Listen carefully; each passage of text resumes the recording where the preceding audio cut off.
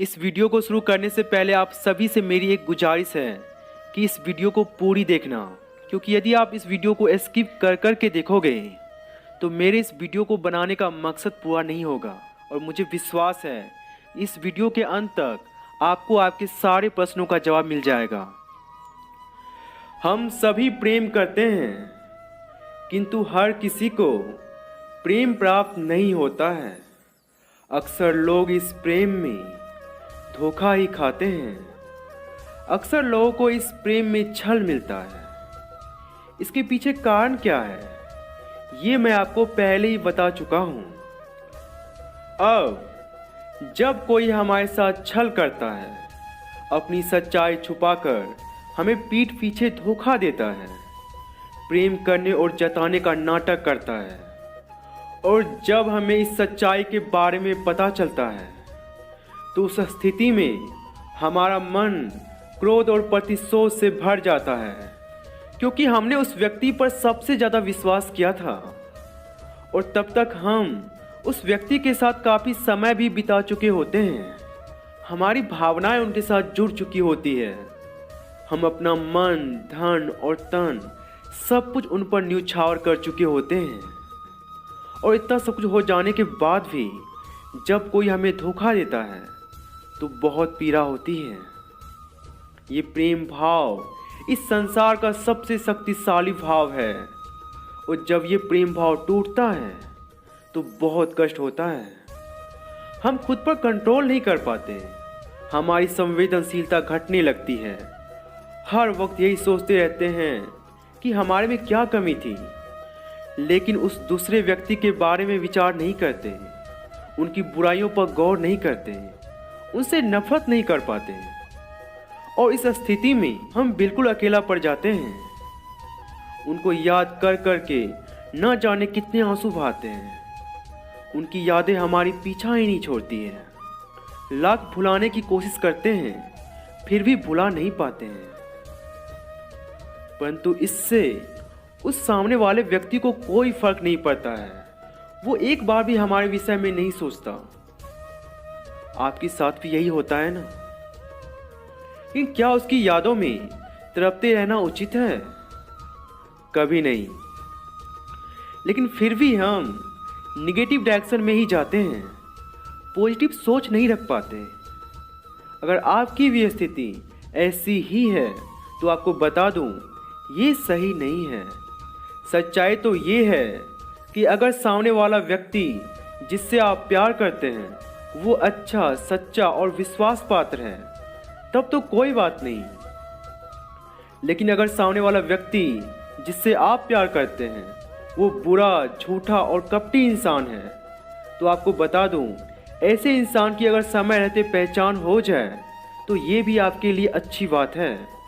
अब आप सोचेंगे कि ये कैसे हो सकता है? चलिए बताता हूँ। अभी आप अकेले हो। अभी आपके और आपके प्रेमी के बारे में बहुत कम लोगों को पता होगा। इस स्थिति में जब आपको छल मिलता है तो उस तकलीफ को आप अपने भीतर छुपा सकते हो, और आपके पास समय भी होता है सही और गलत की पहचान करने का।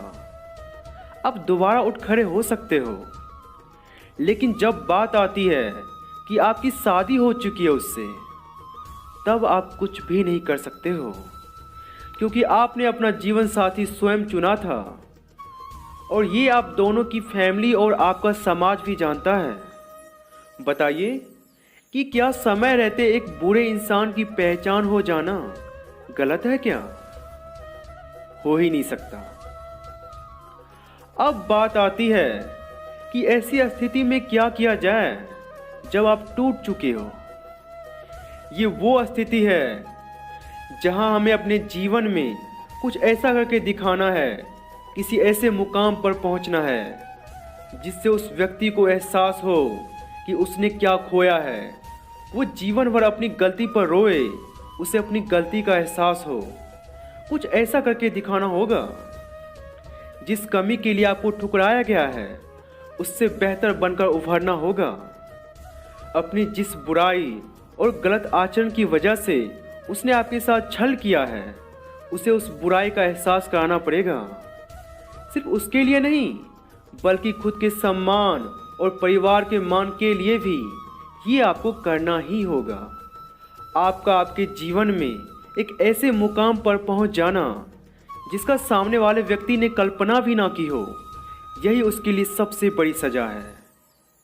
वो जब जब आपको देखे तब तब उसे अपनी गलती पर पछतावा हो, ये आपको सुनिश्चित करना पड़ेगा। यही आपकी सबसे बड़ी जीत है।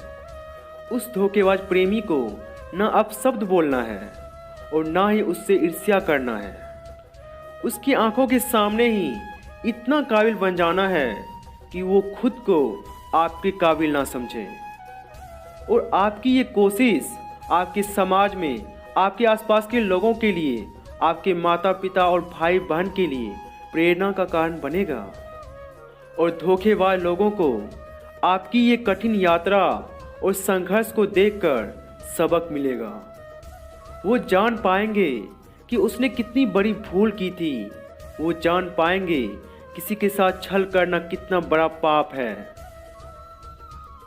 और यदि आपने ऐसा नहीं किया तो आप उनकी यादों में भटकते रह जाएंगे और अपना सब कुछ बर्बाद कर लेंगे, जिसकी कोई आवश्यकता नहीं है।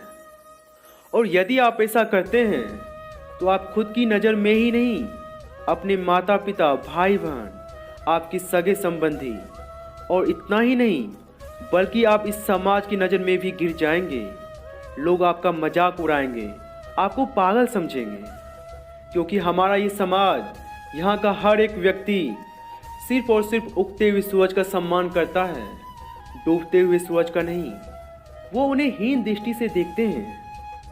इसलिए स्मरण रखिएगा, किसी के चले जाने से जिंदगी खत्म नहीं हो जाती। यदि कोई हमारा अपना इस संसार से चले जाए तो हमें दुख होता है, लेकिन पुनः कुछ दिन बाद उन स्मृतियों को भूलकर आगे बढ़ना होता है और आने वाले समय का स्वागत करना पड़ता है। तो एक बुरे इंसान का हमारे जीवन से चले जाने पर इस तरह दुखी रहना, उसकी यादों में भटकते रहना, बीती बातों को याद कर कर के परेशान होना, ये सबसे बड़ी मूर्खता है। इसलिए ये कभी ना करें। आप अपने जीवन में आगे बढ़िए, अपने माता पिता, सगे संबंधियों और समाज का मान बढ़ाइए और फिर देखिए, निश्चित ही आपका मन प्रसन्न होकर बोलेगा, राधे राधे।